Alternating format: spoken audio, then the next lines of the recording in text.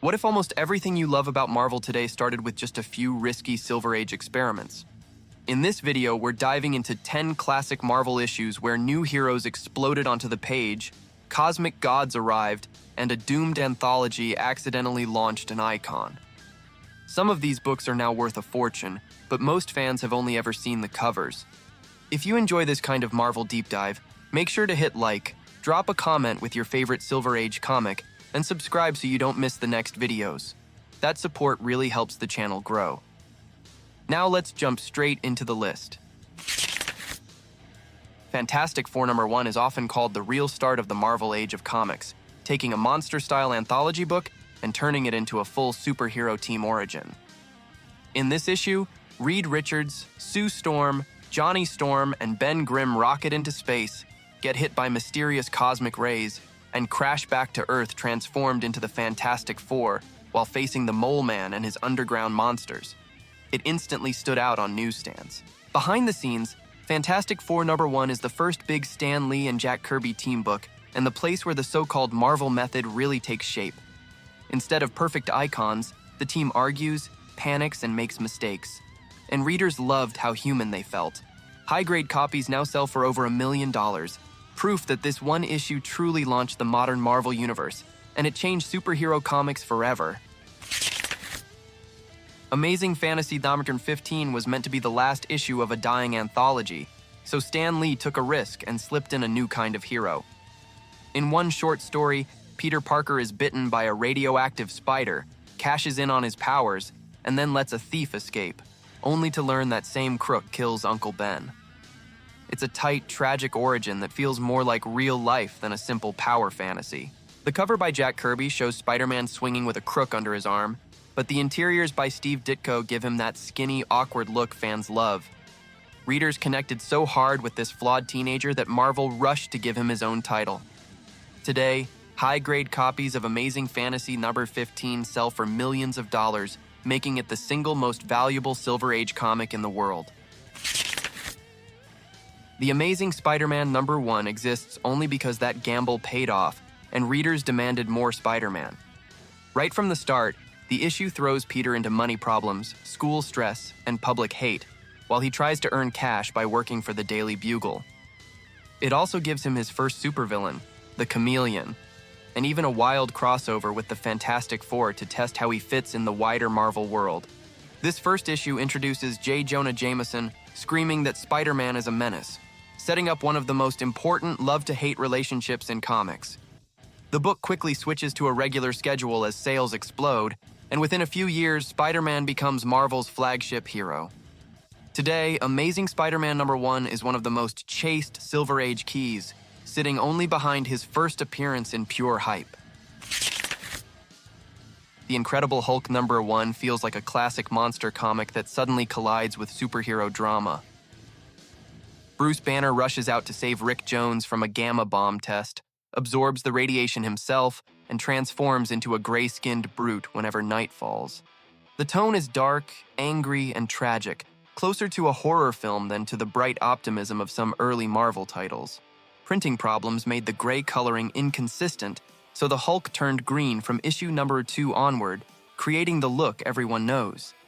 Even with that, the series was canceled after only 6 issues because sales weren't strong yet.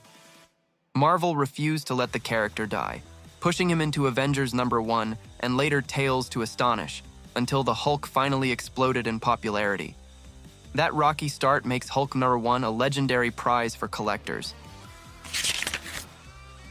Journey into Mystery #83 takes a monster anthology and suddenly drops a god into it. Dr. Donald Blake, a frail American doctor visiting Norway, stumbles into a cave, finds an old wooden walking stick, and discovers that striking it on the ground turns him into Thor, god of thunder. In his very first adventure, he faces the Stone Men from Saturn, massive rock aliens later tied to characters like Korg. The story mixes Cold War tension, sci-fi invasion, and straight-up Norse myth, pulling from old mythology books to build a superhero out of a Viking god. After this issue, Thor becomes the regular star of the title, and the book slowly shifts from simple monster tales to epic sagas about Asgard, Loki, and cosmic threats. Journey into Mystery, number 83, is now one of Marvel's crown jewel Silver Age keys and the foundation of its mythological side. Tales of Suspense number 39 is where Iron Man blasts onto the page as a Cold War nightmare turned superhero. Billionaire weapons maker Tony Stark is injured and captured in a war zone, kept alive only by an improvised chest device while his captors demand new weapons. Instead, he secretly forges a heavy gray suit of armor, breaks free, and turns that walking tank into his new identity. The story leans into fear of landmines, shrapnel, and unseen battlefields, while Stark's blend of genius and arrogance feels ripped from real headlines about industrial tycoons. After this issue, Iron Man becomes the regular star of Tales of Suspense and gradually upgrades his armor into the sleek designs fans know. Decades later, Tales of Suspense number 39 is a core Silver Age key and the starting point for the entire Iron Man side of the Marvel Universe. X-Men number 1 throws readers straight into Xavier's school for gifted youngsters and introduces Cyclops, Marvel Girl, Beast, Angel, and Iceman in one shot. Professor X trains them to control their mutant powers, calling them together with "To me, my X-Men," as they prepare to face Magneto, who attacks a missile base to prove mutant superiority. The idea that these heroes are born different, not created by accidents, makes them feel dangerous even as they try to do good. This first issue also plants the Homo superior concept, with Magneto believing mutants are the next step in evolution and humans are destined to be replaced. Early on, the book feels like a mix of sci-fi, school drama, and civil rights metaphor, even if that theme grows stronger later.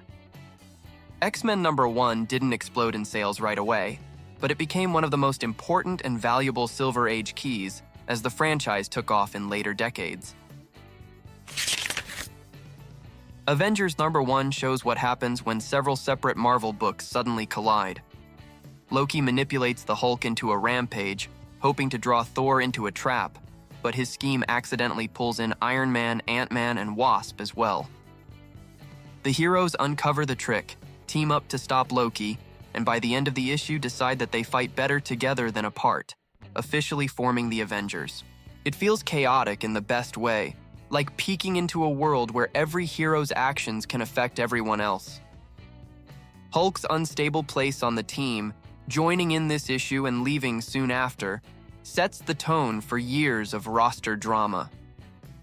Avengers number 1 quickly became a symbol of the shared Marvel universe, and today it's one of the most chased Silver Age issues thanks to its direct line to the movies and modern team books.